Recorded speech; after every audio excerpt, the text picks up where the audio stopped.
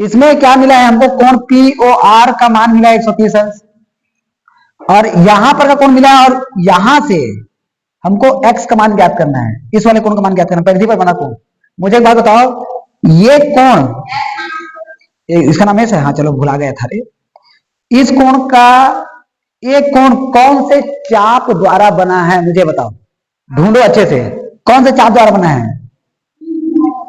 कौन से चाप बने, गलत हुई का हुई क्यों,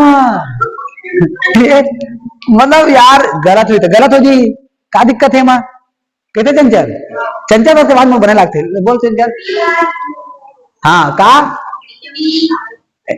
चाप है 3-4 बिंदु, बोली बहुत नहीं, ये का दिक्कत है, क्यों आर भी, चलिए, तो ये जो परिधि में बना कोण है वो चाप कौन से द्वारा बना है, क्यों आर के द्वारा, तो परिधि पर बना कोण केंद्र पर बने कोण का आधा होता है, तो इस चाप द्वारा केंद्र पर बना कोण कौन सा है, ये वाला है, ध्यान समझना,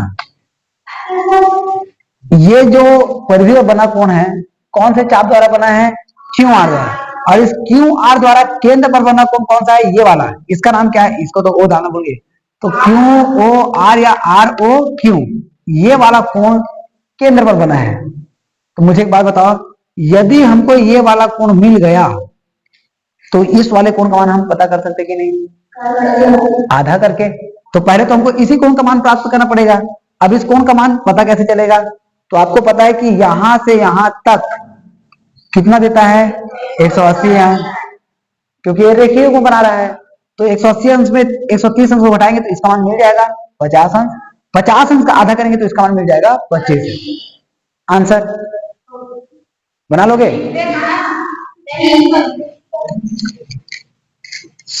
भावना एकदम जोश आ गया आज ना, ये दरी आज, कल बस छुट्टी तो ले भावना, कल बस मत पड़े, दिखिए दिक्कत नहीं, त्योहार है इतना अच्छा से अच्छा से, कल आना रे सुबह, परसों छुट्टी थी तो हमके, चुप रहे, वो मत बता, परसों ना तुम काली रात के बड़े नाचे रही है, नाचा वाचा देखे रही है, तो थक रही है,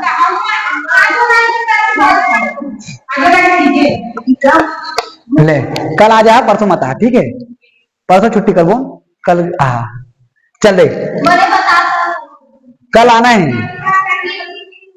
हाँ परसों आप, सॉरी छुट्टी, ये वाला कोण और ये वाला कोण दोनों मिलाकर कर चलो बताओ, 180 ना, रेखिक मरे, तो कौन कौन से कोण, कोण पी ओ आर प्लस कोण आर ओ क्यू बराबर 180 अंश, इसका मान 130 अंश, इसका मान पता नहीं है, बराबर में 180 है, आ ही ना, अभी 50 अंश रख दे,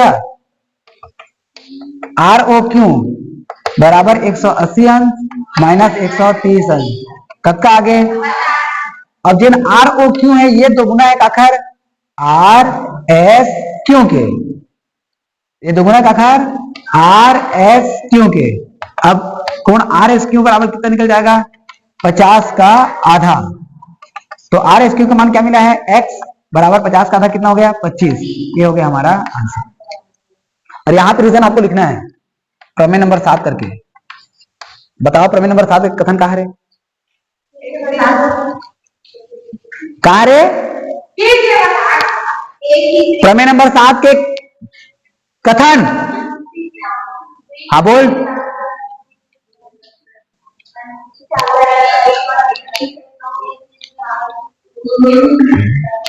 हाँ बहुत बढ़िया, ऐसे भी नंबर आएगा, आ गया नंबर तुम लोग का, बनाओ, कथन के होश सांस नहीं है, वहां क्वेश्चन बना कर बैठे, अत का इजी वे बता था, और का इजी वे चाहिए तो लोग समझ में नहीं आया, हम मान किसका निकालना है हम लोग को, x का, x कौन से चाप द्वारा बना है, आर क्यू, तो आर क्यू द्वारा केंद्र पर बना कौन कौन सा है, आर ओ क्यू, अब आप ये देखो आर ओ क्यू का मान पता है क्या, तो आप इसका मान निकालने के लिए पहले देखोगे ये दोनों कोण मिलाकर 180 दे रहा है, कौन कौन सा कोण मिलाकर, P O R R O Q, ये दोनों मिला के दे रहा है 180, अब पी ओ आर का मान रख दिए प्लस इधर आके ये हो गया। ये जो आर ओ क्यू है, चाप द्वारा केंद्र पर बना कोण है, तो किसी चाप द्वारा केंद्र पर बना कोण उसी चाप द्वारा परिधि पर बने कोण का दोगुना। तो ये कोण इस वाले कोण का हो गया दोगुना, दो गुना से किया भाग। अब आर एस क्यू का मान, आर एस क्यू का मान क्या मिला है, एक्स, 50 का आधा 25 बन गया। आज खत्म हो गया इसका।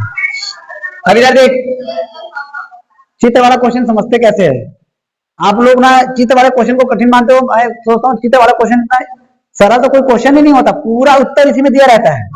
देखो देखते देखते कैसे बनेगा, क्या दिया है। उसके लिए आपको रूल पता होना चाहिए, रूल नहीं पता रहता इसलिए आप लोग नहीं बना पाते। ये कितना अंक है हमारा, डायरेक्ट कौन है, ये 45 है। मुझे बताओ सी का मान कितना होगा, एक ही अवधा में बना कोण। अब ये त्रिभुज में तीनों कोणों का योग 180 अंश, ये कितना है, ये कितना है। अब लिखाई तभी किया 45 की के जान रहे 45 त्रिभुज का है, 45 प्लस 60 प्लस एक्स बराबर, त्रिभुज में तीनों कोण के 180 अंश का कैसे होते।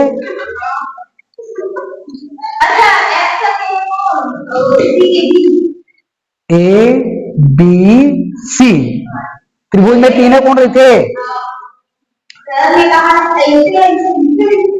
हर बात तो त्रिभुज उसने मिले रही रे। कोण ए डी बी बराबर 45 अंश, कोण सी ए बी बराबर 60 अंश, एक्स का मान बराबर क्वेश्चन मार्क। हो गया। अब यहां पे आपको बताना है चूंकि कोण ए डी बी बराबर कोण ए सी बी, रीजन शाबाश लिखना है, उसको बताना है।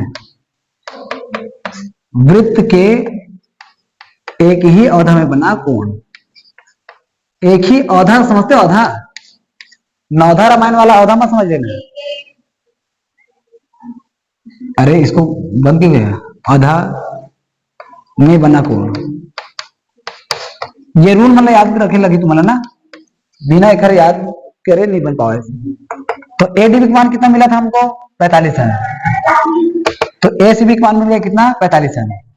हो गया। अभी त्रिभुज में इंटर करते हैं। त्रिभुज का नाम क्या है, ए बी सी। त्रिभुज ए बी सी में तीनों कोणों का योग, कोण ए सी बी प्लस कोण ए बी सी प्लस कोण ए बी सी प्लस कोण सी ए बी, सी ए बी बराबर में 180 अंश। अभी 180 अंश कहां इसकी मत पूछ देवे इसको। ये त्रिभुज जो दिख रहा है ना, बाकी सबको भूल जाओ, इस त्रिभुज पे फोकस करो।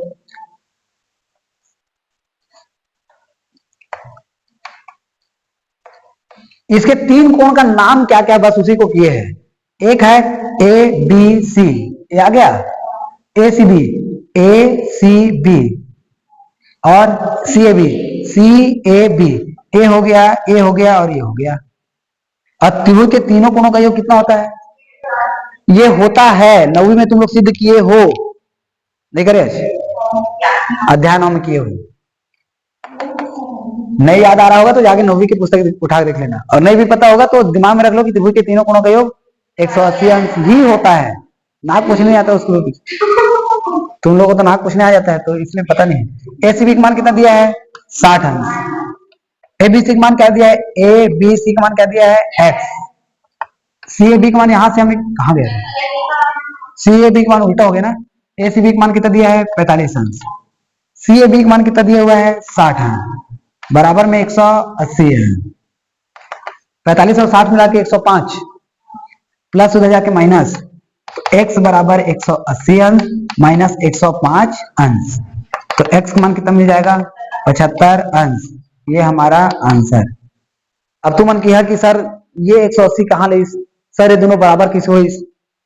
तो ये सब रूल है, हमारा नियम है, प्रमेय है, जिसको आप लोग याद करते नहीं हो। इस चैप्टर में प्रमेय ही फार्मूला का काम करेगा। प्रमेय फार्मूला नहीं लिखेंगे इसमें, करो। ए बी सी का मान हमको ज्ञात करना है, ठीक। मुझे एक बात बताओ, ये जो 120 अंश है ये केंद्र पर बना कौन है? तो अभी तक हम ये पढ़े हैं कि केंद्र पर बना कौन परिधि पर बने कौन दोगुना होता है, लेकिन ये कौन जो एबीसी है इस परिधि पर बना है, तो इस परिधि पर के लिए चाप का काम कौन करेगा? कौन है इसका चाप? सी से लेके ए या ए से लेके सी। तो इस चाप के लिए केंद्र पर बना कोण 120 अंश है क्या? अच्छे समझो, इस चाप के लिए केंद्र पर बना कोण 120 अंश नहीं है, इस चाप के लिए केंद्र पर बना कोण ये वाला कोण है, ए ओ बी। यहां से यहां तक ही हमारा क्या है? चाप के लिए केंद्र पर बना कोण। इस चाप के लिए केंद्र पर बना कोण कौन सा है? 120। मान लो यही कोण इधर रहता, सपोज इधर, तो आप 120 का आधा करके इस कोण का मान प्राप्त कर लेते कितना? 60। यहीं पर आपको लॉजिक लगाना है, दिमाग लगाना है। तो आप परिधि पर बने कोण को डायरेक्टली इसका आधा मत कर देना, आप ये समझो कि ये परिधि है, तो इसके लिए चाप का काम कौन करेगा? यहां से यहां तक का भाग, मतलब दीर्घ चाप, और इस दीर्घ चाप के लिए कोण का काम कौन करेगा? यहां से यहां तक। तो हमको यहां से यहां तक का कोण मिला है क्या? नहीं मिला है। अब पहला काम रहेगा आपको इस कोण का मान पता करना। अब ये वाला कोण और नीचे वाला कोण, ऊपर और नीचे का मिला के टोटल एक पूर्ण कोण बना रहा है, और पूर्ण कोण मतलब होता है एक वृत्त, और इस वृत्त का माप होता है 360। 360 हो, आज तक नहीं सुने थे इसका? तो गोल पता नहीं रहा है, क्योंकि कोण एओसी प्लस कोण सीओए बराबर 360 अंश। एओसी ये वाला कोण मैं इस दिशा में रोटेट कर रहा हूं, ठीक है, और कोण सीओए ये वाला कोण, दोनों मिला के कितना देगा? 360 है। और एओसी इसका मान हमको पता नहीं है, एओसी है कैसे क्यों जी रहे बोला था तो रोटेट कहां पर कर रहा था मैं, वो समझ में आ गया कि बोला था तो गलत ना है, लेकिन मैं क्या बोला हूं सुन, यहां से यहां तक को मैं रोटेट कैसे कर रहा हूं? यहां से यहां तक को ऐसे ए ओ सी, ऐसी बात हो रही है, तो हमने कहा इस वाले कोण को, और जब इधर से आए तो हमने कहा इस वाले कोण को, इसलिए तो रोटेशन का चित्र लगा दिया। आपका ये सोचना कि ए ओ सी और सी ओ ए अलग अलग नहीं है, आपके हिसाब से आप सही हो, क्योंकि ए ओ सी बोलो या सी ओ ए, वो कब की स्थिति में है? जब एक ही कोण मिला है ए ओ सी तब की स्थिति में है, ठीक। तो ए ओ सी बोलो या सी ओ ए बोलो, बात एक ही है, लेकिन मैं यहां पर चाप के अकॉर्डिंग बात कर रहा हूं। चाप के अकॉर्डिंग हमने रोटेट इस तरीके से किया, तो इस वाले कोण को हमने क्या कहा? ए ओ सी, और इस वाले कोण को क्या कहा? सी ओ ए। हम इधर से आए थे, समझ आया बात? तो ये वाला कोण ए ओ सी का मान पता नहीं है, सी ओ ए का मान कितना है? 120 है, बराबर में 360 है। ये क्यों हुआ 360? समझ में आया ना? अब कोण ए ओ सी बराबर 360 माइनस 120 बराबर में 240 अंश।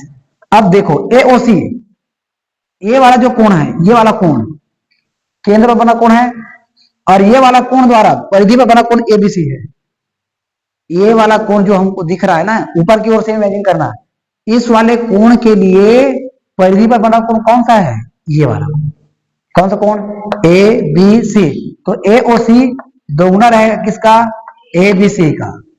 अब ये बी सी का मान हमको निकालना है, तो ये 240 के नीचे में मतलब गुना से क्या करेगा? भाग। कितना आ जाएगा? 120 अंश। क्यों हो जाएगा हमारा आंसर? कर लोगे? इसको पहले बताओ, अभी क्या बोला? कुछ समझ में आया कि नहीं आया है? हाँ, ए ओ सी यदि आप ऐसे रोटेट करते, मान लो ऐसे रोटेशन का चिन्ह ऐसे लगाते, तो सी ओ ए मतलब ये बड़ा वाला कोण, और ए ओ सी मतलब ये छोटा वाला कोण। इसीलिए इसमें स्पेशली मैंने रोटेशन लगा दिया कि हाँ भाई हम यहां से यहां जा रहे थे इसको दर्शा रहे हैं, यहां से आ रहे थे इसको दर्शा रहे हैं। समझ आ रहा है? ये क्वेश्चन 2 लाइन का है, लेकिन बड़ा लॉजिकल प्रश्न, बहुत बढ़िया प्रश्न है, ठीक। बहुत बच्चे गलती यही करते हैं कि भाई 120 अंश है, केंद्र पर बना कोण कितना दिख रहा है? 120, और परिधि पर बने कोण उसका क्या रहता है? आधा। तो 120 का आधा कितना हो गया? ये 60। ये टिक करके आ जाते हैं। लेकिन आप ये ध्यान दो ना, ये वाला यदि केंद्र पर बना कोण है, तो इसके द्वारा परिधि का, मैं यदि इसको चाप कहता हूं इसको, तो परिधि का काम कौन करेगा? ऊपर वाला था। तो ये वाला कोण मान लो ऊपर में रहता तब हाँ 120 का आधा कितना हो जाता 60, लेकिन ये वाला कोण इस वाले परिधि के लिए नहीं है, ये वाला कोण है। अब ये वाला कोण का मान पता है क्या, तो उसका मान कैसे पता चलेगा, 360 में 120 को घटाने पर। ऐसा है ये प्रश्न, ठीक कर लोगे। अभी भी समझ में नहीं आ रही, क्या समझा, क्या बोलूं, बात समझ में आए। तो ये प्रश्न एक तो दे दिया गया है कौन, ओबीसी का मान दिया है, कौन ओबीसी बराबर कितना दे दिया है 50 अंश, एक बात। और हमको इसमें x का मान निकालना है, पहला प्रश्न, और सिद्ध करना है कि ये दोनों रेखा जो है दोनों आपस में कैसा है, समांतर है। समांतर है, ये हमको क्या करना है, सिद्ध। ठीक, आप पहला देखो, हम केंद्र क्या प्राप्त किए है, ओ से हमको ओसी मिला है और ओबी मिला है। ये दोनों भुजाएं आपस में बराबर है कि नहीं है, क्यों बराबर है, गुड। त्रिभुज में इंटर करते हैं हम, त्रिभुज ए कहां से आ गया, बी ओसी में, ओबी बराबर ओसी, ओबी बराबर ओसी, क्योंकि ये क्या है, वृत्त की त्रिज्या, और बराबर भुजाओं के सम्मुख कोण होता है बराबर। तो इस भुजा के सम्मुख कोण ये वाला और इस भुजा के सम्मुख कोण ये वाला, ये दोनों कोण भी आपस में क्या होगा, बराबर। तो ओबी के सामने का कोण क्या है, ओ सी बी, इसके सामने का कोण क्या है, ओ सी बी, और ओसी के सामने का कोण कौन सा है, ओ बी सी। ये दोनों कोण आपस में बराबर हो गया। तो ओसीबी का मान कितना निकल जाएगा बताओ, ओबीसी का मान जितना है उतना ही। इस कोण का मान कितना निकला, इस कोण का मान कितना निकला, 50 निकल गया।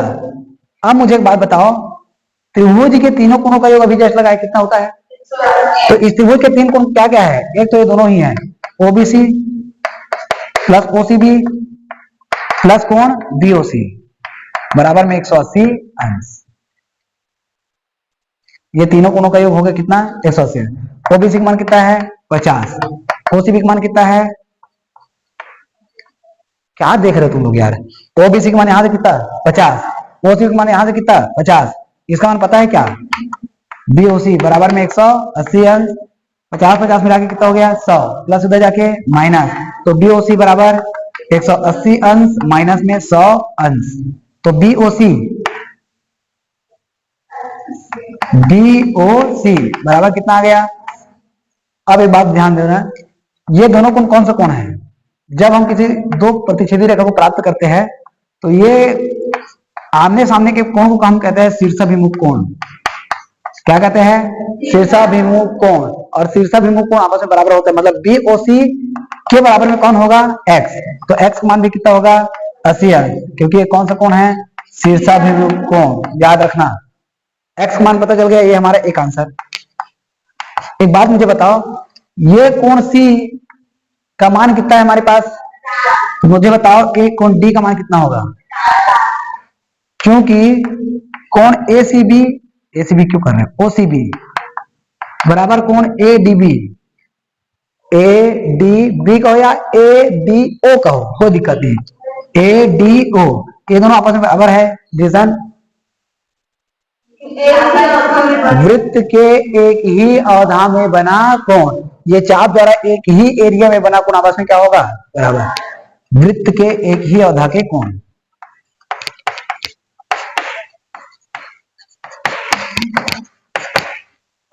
ये लो, और एक ही अवधा के कोण आपस में बराबर है, तो OCB का मान जितना है उतना ही कितना मान हो गया ADO, और OCB के बराबर हमको और क्या मिला, देखो OCB के बराबर क्या मिला है, तो जहां पर OCB है वहां पर क्या रख सकते हैं, OBC बराबर कोण ADO। अब यहां से बात सुनिए, ये वाला कोण और ये वाला कोण ऐसे गया, ऐसे आके ये बनाया, जिसको हम कहते हैं जेड आकृति, और जेड आकृति मतलब इसको हम कहते हैं एकांतर कोण। क्या कहते हैं, और यदि एकांतर कोण बराबर हुआ, जेड आकृति बराबर हुआ, तो ये दोनों रेखाएं कैसा होगा, मतलब सॉरी, ये दोनों रेखाएं कैसा होगा, समांतर। ये दोनों यदि कोण बराबर है एकांतर कोण, तो यहाँ जिससे जेड आकृति बन रहा है जिन रेखाओं से, वो रेखाएं क्या होता है, समांतर। ये 90 का प्रमेय पूरा, शीर्षाभिमुख कोण, संगत कोण, एकांतर कोण, ये सब नाम 90 का है। तो अभी यदि नहीं पढ़े होंगे तो आप याद रख लेना, जेड आकृति मतलब कौन सा कोण है ये, और एकांतर कोण यदि बराबर है तो रेखाएं कैसा होगा, समांतर। अतः ये रेखा क्या नाम है, एडी समांतर है किसका, बी से, क्योंकि ये कौन सा कोण है, एकांतर कोण। ये हमको करना था से। ठीक, तो इतना ही करो। अगला प्रश्न में ट्राई करके आना, बन जाए तो अच्छी बात, ना बने तो